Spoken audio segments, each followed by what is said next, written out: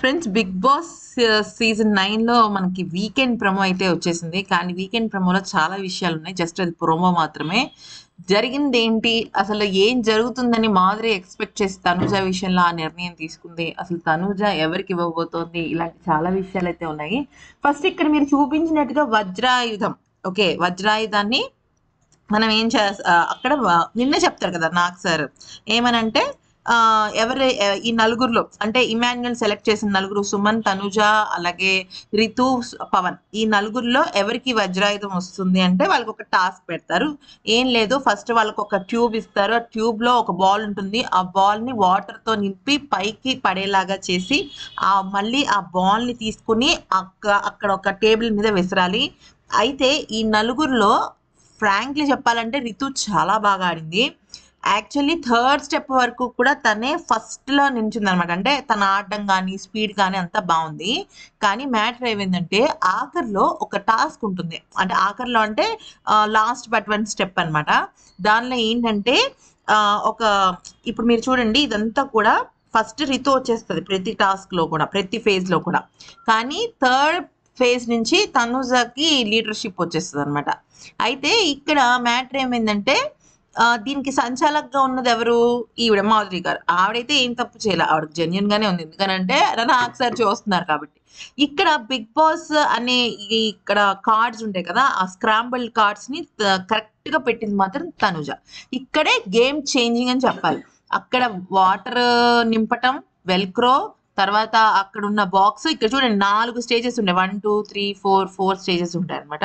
So ఆ 4 stages లో తనుజ చాలా స్పీడ్ గా ఆడి కరెక్ట్ గా పెట్టేసింది అనమాట. అందరికన్నా ఫస్ట్ పెట్టేసిన తర్వాత ఏమైందంటే తను అక్కడ రోజ్ రూమ్ లో, అంటే వీళ్ళు డిస్కషన్ చేసుకుంటుంటారు కదా, ఆ రోజ్ రూమ్ లో ఆ వజ్రాయుధం ఉంటుంది. ఆ వజ్రాయుధాన్ని అక్కడున్న రింగ్ తో వెయ్యాలి.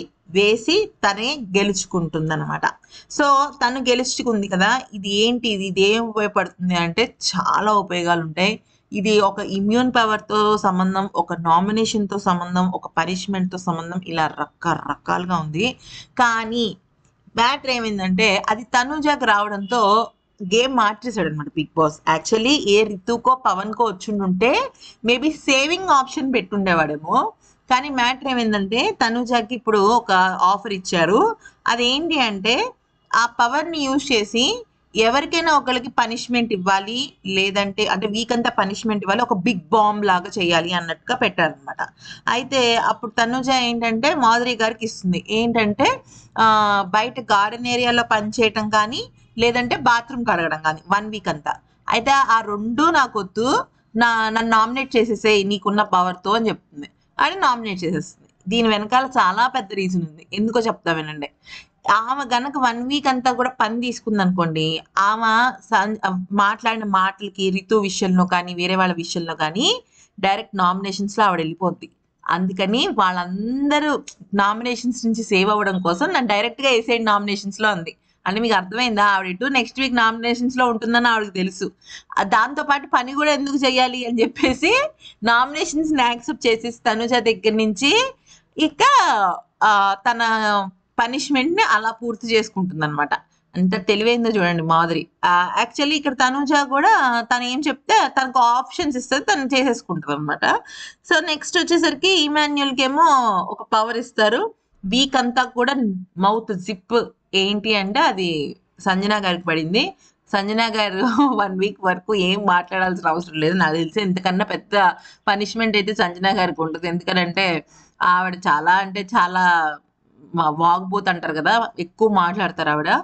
సో ఈ జిప్ లాక్ అనేది ఆవిడకి మంచి పనిష్మెంట్. 1 వీక్ ఆల్మోస్ట్ కంటెంట్ లేనట్టే ఆవిడ దగ్గర నుంచి. మరి మాటలతో సంబంధం లేకుండా ఏమైనా చేసిద్దేమో చూడాలి. సో ఈ టాస్క్ లో తనుజ అక్కడికి వెళ్ళిపోయి రింగ్ వేసినా కూడా ఇంకా రితు, పవన్, సుమన్ గారు అలా అక్కడెక్కడెక్కడ ఆ యాక్టివిటీ రూమ్ లోనే ఉండిపోయారు. కాబట్టి తనుజ ఇస్ ద విన్నర్. ఈ వీడియో నచ్చితే లైక్ చేసి సబ్స్క్రైబ్.